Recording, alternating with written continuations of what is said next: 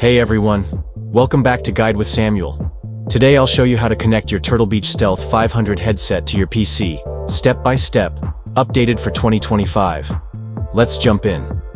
Step 1. Make sure your Turtle Beach Stealth 500 is fully charged. Press and hold the power button until the headset turns on. Step 2. Locate the wireless USB transmitter that comes with your headset. Plug it into an available USB port on your PC. Step 3. The PC should recognize the device and install any necessary drivers automatically. Wait a few moments for this to complete.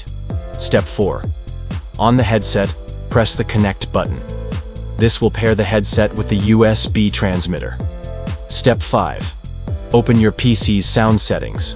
Set the Turtle Beach Stealth 500 as the default playback and recording device. Step 6. Test the microphone and speakers to ensure the headset is working properly. Step 7. Optional. Download the Turtle Beach Audio Hub software to customize sound profiles and update firmware. And that's it. You're now ready to enjoy wireless gaming audio on your PC with your Turtle Beach Stealth 500. If you found this helpful, hit like and subscribe to Guide with Samuel for more quick guides. Thanks for watching.